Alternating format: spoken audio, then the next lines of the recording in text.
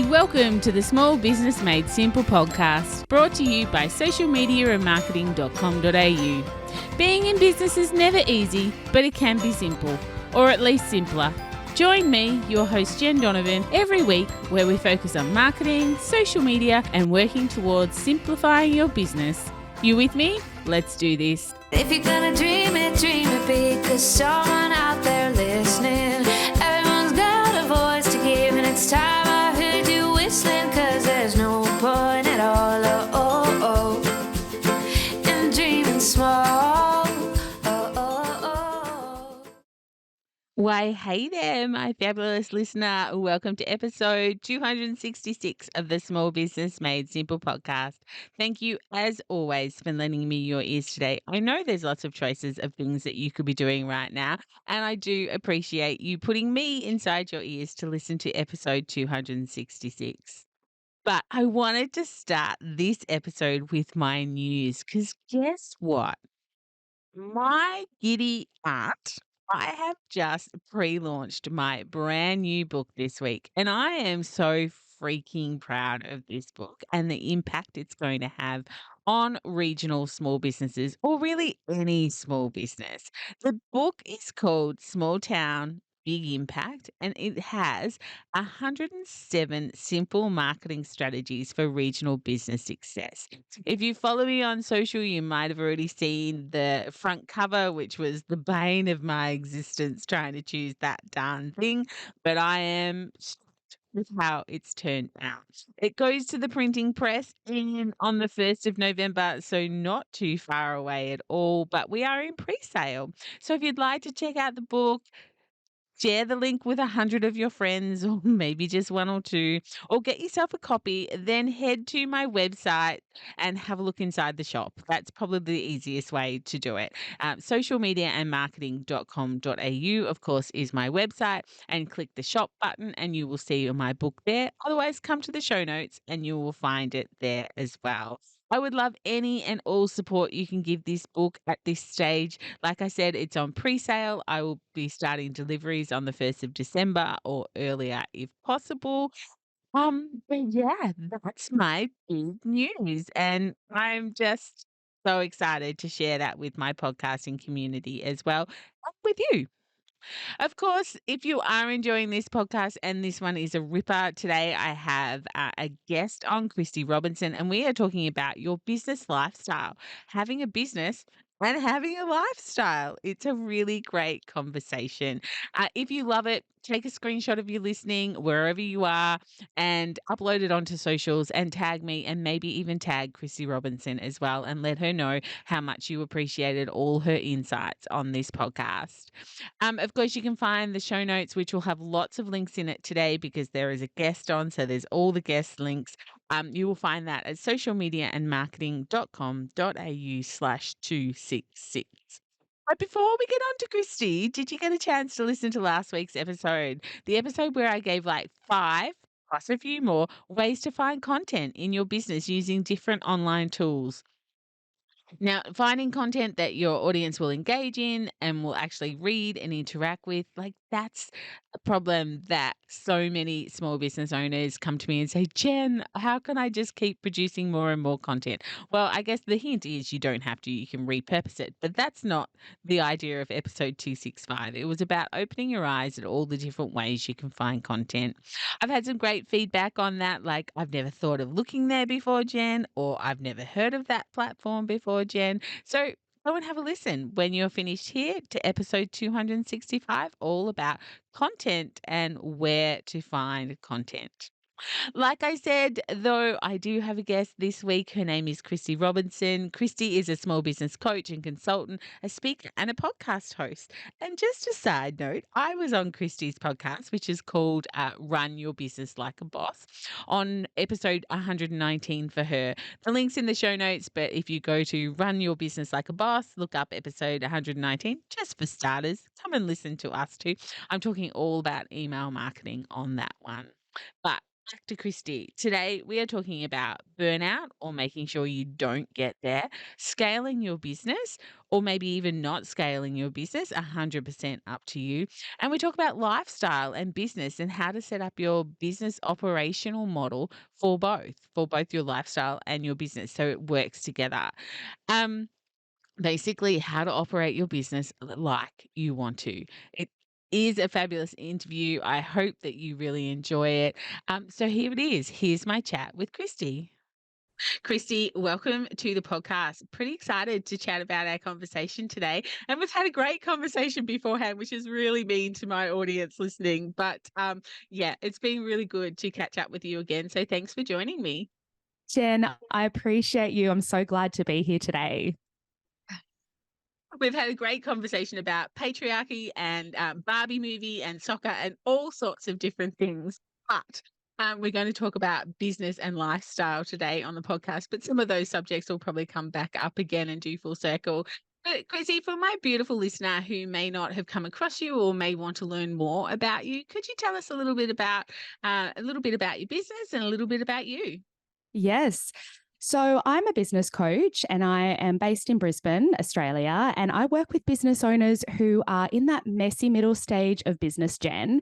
That's that stage, if you're unaware, you're coming out of startup, everything feels really sticky and really hard, and you're just trying to overcome the challenges of growth. So I help business owners who are coming through that stage that are wanting to create greater sustainability in their business so that A, they can grow, and B, they can also enjoy their lifestyle as well.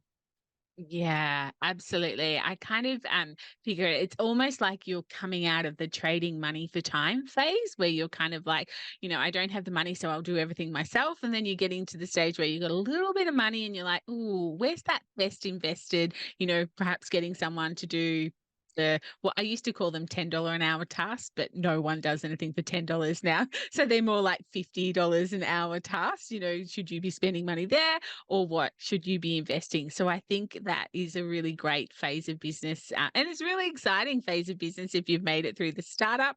However long startup is, of course, startups can be all sorts of different lengths as well, can't they? Oh, 100%. Every business is unique and every business growth cycle is unique. So, yeah, startup for some people can be 12 months, others it could be 5 years. Yeah, yeah. So one of the things that you refer to a couple of times is the hamster wheel of business. So let's start there. What is the hamster wheel of business? How do we get off it? And why should we get off it other than for our own sanity, I guess? Yeah. So I look at the hamster wheel of business where you feel like, or you are working that 50, 60-hour week. You're trying to juggle all the multiple facets of your business. You are touching all the things in your business. And it feels like you're just stuck in this cycle that you can't get off. It's a really tricky stage of business. And it's very, very typical for the messy middle business owner who hasn't yet figured out what they want to outsource, what they need to streamline, how to change the landscape of their business because let's face it, Jen, there's so much momentum that you carry through from that startup stage. And so it's hard to go, oh, well, I don't want to step on the butterfly in case I change too much. And then what ends up happening is that because you're super savvy, you're super capable, you continue to do all the things in your business yourself. But that's the fast track to burnout. Yeah, I know there's a stat, and it's a very, I guess it's a pre-pandemic stat, but I guess it can't get much higher that 4 out of 5 small business owners fail in the first 5 years of business. But the way I look at that is actually no one fails in business, but they burn out. And that's exactly what you're saying. Like 4 out of 5 small business owners, I feel burn out in the first 5 years because of exactly what you're saying. And also that they just I guess can't get enough customers to come and buy things often enough, come back often enough. They don't quite get that referral basis and building their community type of right. So the burnout, I guess, can be seen as failure, but it's really not. And what obviously you try and do is help people before they get to that stage, before they're getting to that burnout stage by not touching everything, not being across everything. Yeah, and the way I describe it is that if you're doing repeatable tasks in your business, it's a sunk cost on your time. And Mhm. so it's really important that you do take this step back in this messy middle stage of business to figure out, what does my operational model look like? Because if your business isn't sustainable, if you are working that 50 to 60 hours per week every single week, you're not going to be in it 5 years from now. It's impossible. And, what I noticed, Jen, and you probably would have noticed the same, so many business owners came back at the start of this year following the summer break, still burnt out, still exhausted, because so many people were working really, really hard over the pandemic and they just can't catch up. Mhm. Yeah, I totally agree. Like there was so many, unfortunately, there was an enormous amount of businesses that, didn't make it through the pandemic, enormous amount of people who couldn't work through the pandemic. But I personally, it was one of the busiest times in my entire business, and I did feel that. I think I took off from the end of November to the start of January, and I still felt like I just hadn't recovered, which and I look after myself fairly well, I think. So, anyone who wasn't recognizing the signs, I guess, is, starting further behind the starting line as well. So I guess how do we how do we combat this? Because obviously, well, not obviously, most people went into small business because they didn't want to work 9 to 5, 5 days a week. And then, of course, they find themselves working 24/7 in their own businesses. So, like, what are the things that we can do to stop that? Like you talked before about, operational things and changing things in your business and looking at your business model. But where does that start for someone who perhaps is listening and they're kind of like, "Are you talking to me today?" Yeah. So the first thing that I want to say is just acknowledging that when you get started with your business, you're following a lot of intuition, you're following a lot of theory based Mhm. decisions. And, there's always going to be a little bit of that throughout the entire business journey. But in the beginning, you don't really know. You're doing a lot of educated guessing. And also, when you start your business, you're not setting your business up for scale. You're starting your business, get your website out there, get your offers out there, get your clients, and you're not really thinking about volume. So that I just really want to acknowledge that it's very normal to get to this stage because it's kind of irrelevant to think about volume at the starting block. So that's Okay. why we end up here at this messy middle stage of business where we're still doing so much manually. So, what do we do here? Well, for me and my clients, we always start with what I call the bedrock of the business, and we're resetting the business strategy, or in fact, for some people, setting the business strategy, because it'd be completely okay not to have a strategy in the early days, but you need one at this stage because this is the transformative stage to scale. So, the first thing that I would encourage anyone to do in terms of setting your operational model is to step back and look at your bedrock, which is your vision, your mission, and your values. And the reason why, particularly the vision piece, is so important is because the way I see the vision is it's essentially your long range goal. Where will your business be 10 years from now? And this actually hinges to your business model. So let's say you're like, I am done working one to one with clients and doing the done for you piece. I really want to be speaking on stages and have a fully automated business where I'm selling digital products and doing all of this. Well, then your micro goals or your annual goals aren't going to be about building more capacity for one to one, is it? It's going to be about how do you build that platform that's going to carry you through. So the vision piece is so important. And I recently did a post on Instagram about, the Matildas. And the thing is that even with this sporting team, they had this really clear vision that they were going to be the catalyst for change. And that kept them focused on what they were looking to achieve every step of the way to get there. And it's exactly the same in your business. If you don't know where your business is heading, then you're going to be following advice on the internet. You're going to be just following momentum of the past, and you're not going to be making informed decisions about how to transform your business in this messy middle stage of business. So that is absolutely the starting point. And then from there, we can start to unpick, okay, what does that transformational strategy look like? And how do you move your business towards that?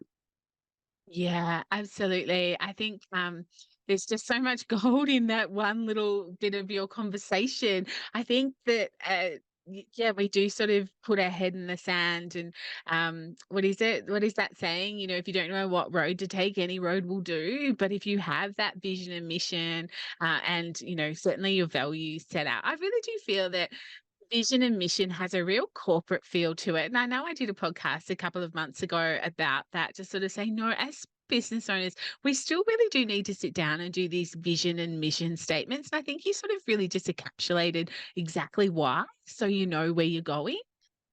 Yeah. And the mission, in my view, the mission is about the impact for the client, the impact that you're creating for others through your business. The vision statement's the vision for your business. So where's my business moving towards? And that's more of like this internal compass, if you like, for where we take the business. And then the mission is the impact that you create for others through your business.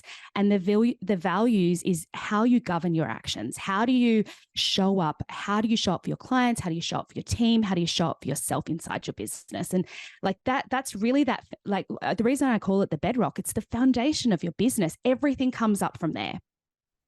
Yeah, bedrock just makes me think of Flintstones, but maybe I'm showing my age there. But yeah, totally agree. It really is the you know, where we need to build our foundations from as well. So you've mentioned the word scale a couple of times, and I know for my audience members, some of them are kind of like, Jen and Chrissy, I really don't want to scale my business. I don't want to build a big team. I don't want this to be bigger than Ben-Hur. I want to earn X each year, and I want to do it the most simple way that I possibly can. So even if you're kind of not looking to scale big, am I reading scale wrong when you sort of say scale? Like, is that kind of what you're talking about, both ends of scale? Oh, I love this question so much because I really believe, Jen, that every business owner is unique. Every business is unique. And I'm not a big fan of the rhetoric 7-figure, the rhetoric six-figure, those kind of like, milestones that you should be hitting. And if that's where you're headed, if you're headed for 670,000, whatever, it doesn't matter. Scale is about leverage, right? We're just leveraging your capacity. So you can scale your time with systems. So think about what I said before about doing repeatable tasks as a sunk cost. So let's say you're basically typing the same emails in the client journey for each and every client. That you can scale that with systems, and therefore you're creating more capacity for yourself to be able to either reinvest that into more meaningful tasks in your business or invest that back into your family, which is what I do. I'm all for balance. This is my second business. I've had the burnout. I've had the like working all the hours, doing all the things. And this is why I have the business that I have, because that was completely unsustainable and I blew up my life. So scale is not about reaching whatever you think scale is. It's actually about scaling and leveraging your skills, leveraging your time, leveraging your capacity, leveraging your business operational model. Yeah, because you talk about operational models helping to support your lifestyle, which is kind of what you're talking about there.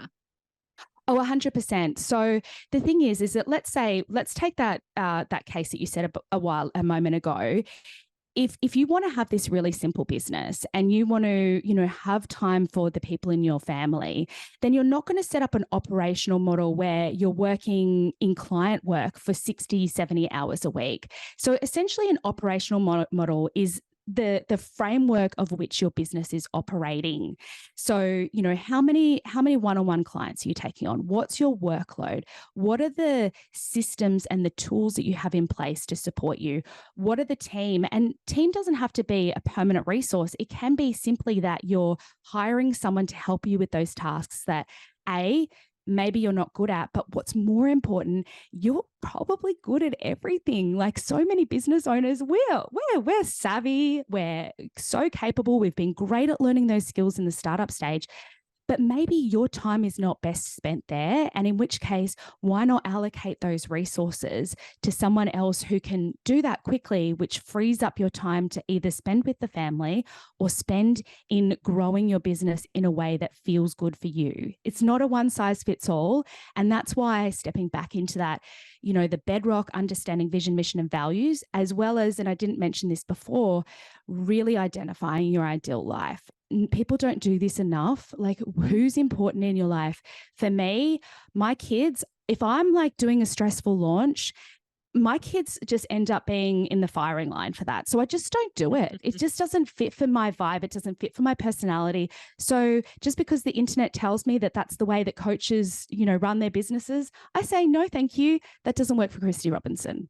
Yeah, yeah, yeah, which is great. And I guess maybe you had to get to a point of burnout to learn those lessons, but maybe sharing your experiences help people not have to get to that stage of burnout before they can learn those lessons, most certainly. I'm not I think that most small business owners, like I said earlier, went into business to create some freedom around their life and some lifestyle.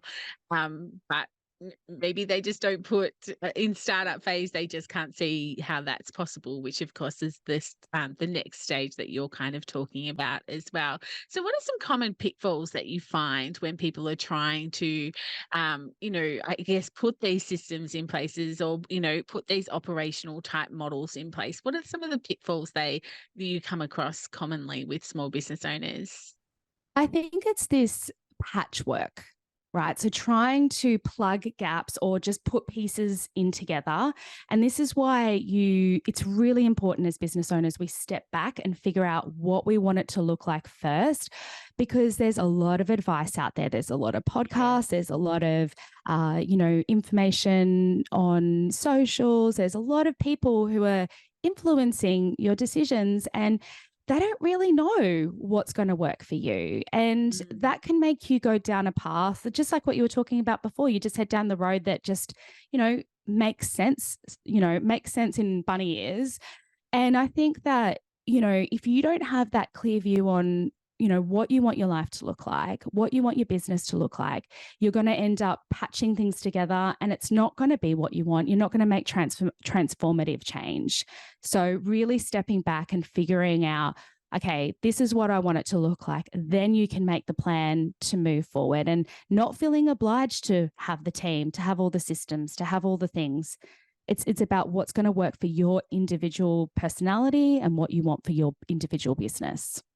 Yeah. Okay. So, what's the role of technology when you're talking about creating these changes and creating more freedom in your business, or designing perhaps, your business a little bit more around your lifestyle? What's like, is most of it up to embracing different technologies to help you do these things?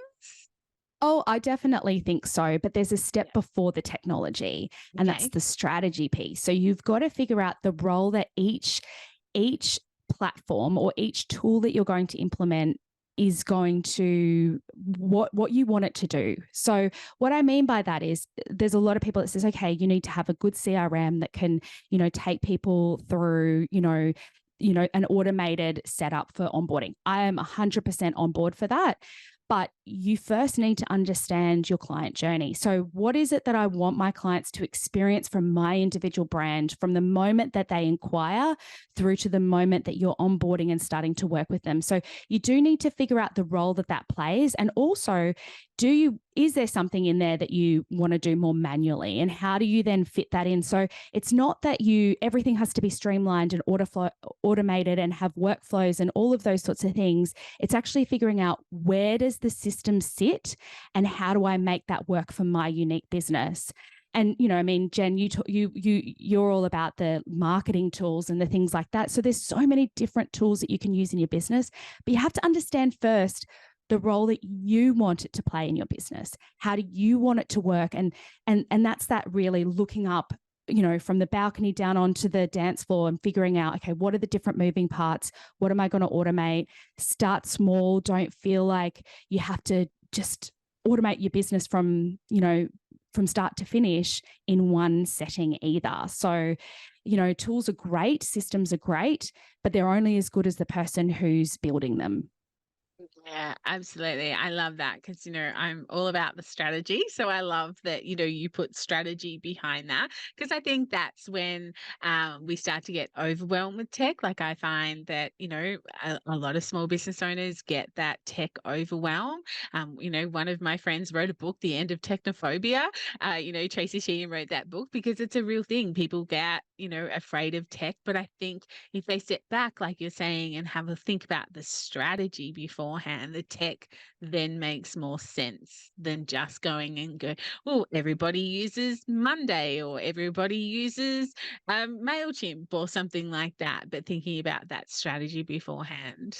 And really just like, okay, let's start with this one piece of the client journey. Let's get that nailed. Okay, then move on to the next thing, I think is also the key. And, anyone who's listening to this podcast, they're looking to make their business simple. Like that's the whole premise of this podcast, is to simplify your business. So let's not overcomplicate the scaling piece. Let's just make sure we take our time, we get it right, and not bite off more than we can chew. And then all of a sudden you're not able to service your clients over here because you're too busy fixing all the issues with the back end of the business over there. Yeah, yeah. So if my listener is just, about to have their head fall off because, they've been going like this for about 20 minutes, nodding their head and thinking, oh my gosh, this podcast is actually made for me. This sounds like me. Where should they start? What's your piece of advice that you could give that business owner that feel like they're on the hamster wheel, feel like they just have to touch everything? And, I guess not having the lifestyle that they perhaps wanted when they first went into business. Yeah, I think that don't act right now. Like that's my biggest advice. I think we go into fix it mode instantly when we suddenly realize we have all these challenges. So don't try and like upheaval your business from the get-go. You've just got to start with the clarity. Start with, okay, what isn't working in my business? What's not feeling good? What's feeling really sticky and I'm not loving anymore? And just start to audit all of the different facets of your business. Think about, who are you working with? What are your services? Like I love to help my clients to simplify their business because, when we start out, we're offering all the things, we're doing all the things for all our clients. We're going over and above. And, there has to be this time where you step back and you say, okay, you know what? I don't love that service. It's not overly profitable. It attracts this type of client. I'm outgrowing that. I feel like this over here is really great. And if I could just spend more time and energy on that, that could feel good.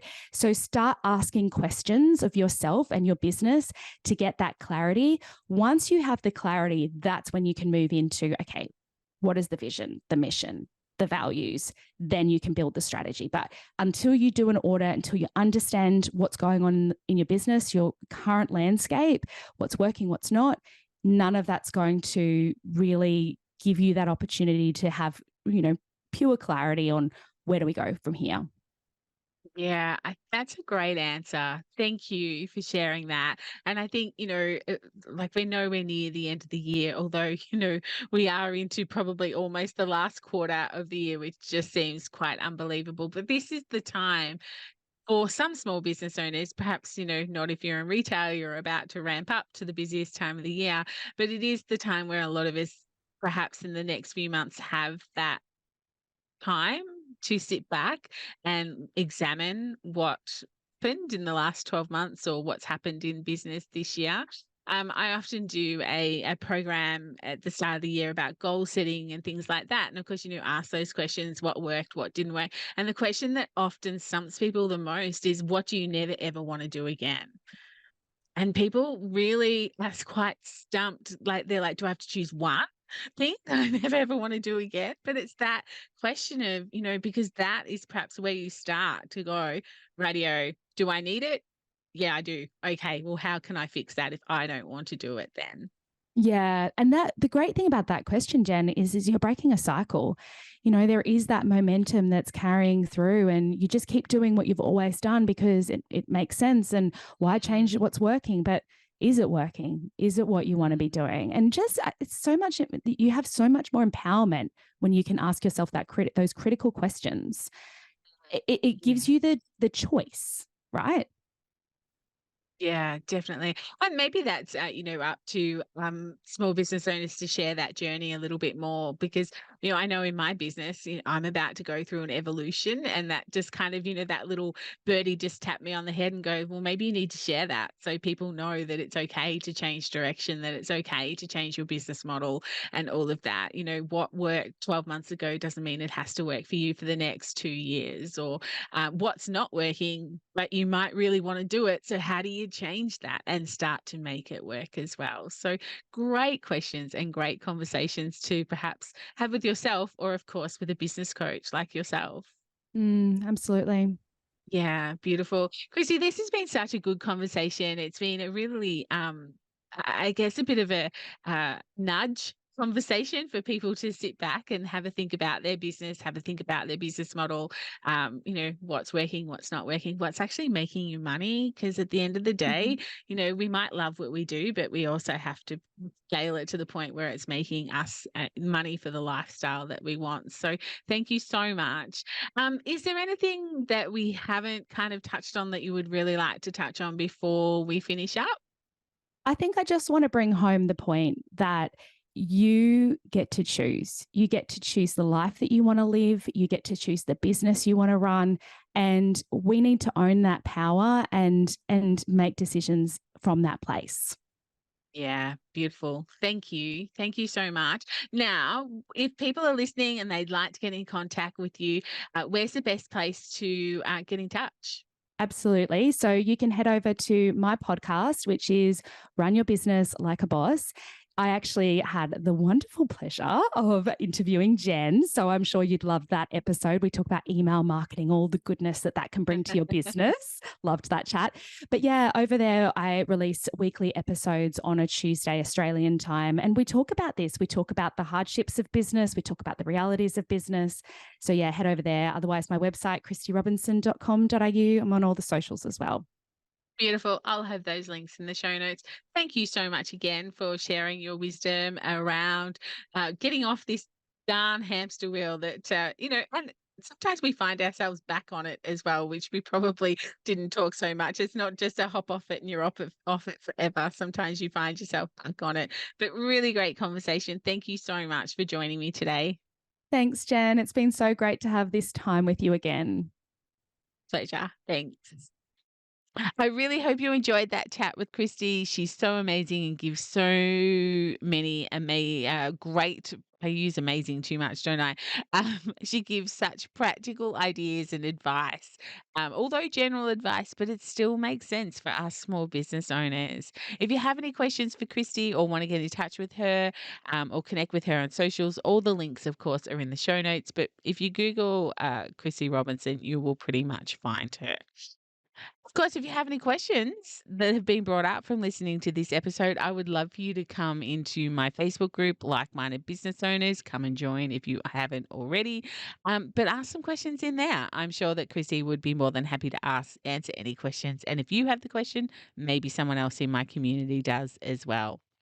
Just a reminder, you can find the show notes at socialmediaandmarketing.com.au/266 for this podcast. But that's it. That's it for another episode. If you found it valuable and you have like 30 seconds where you can go and leave me a rating and a review where you are listening, if that's possible, then I would think that's amazing. One of my goals this year has been to reach more people on this podcast. Many of my beautiful listeners have helped me achieve that. And I hope that if you have time, you can leave me a rating and a review as well. Thank you so much in advance.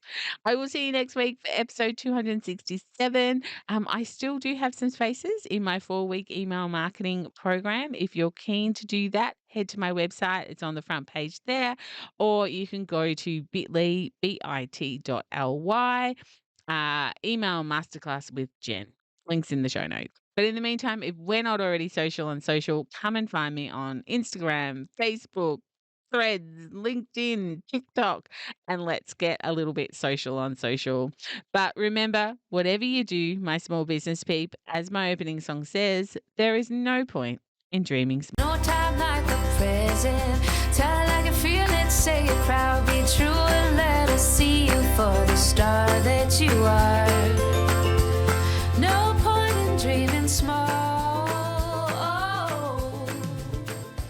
I would like to acknowledge the traditional custodians of the land, the Yorta Yorta people, on which I record this podcast and conduct my business today, and pay my respects to their elders, past and present. I extend this respect to the Aboriginal and Torres Strait Islander people here with us today as well.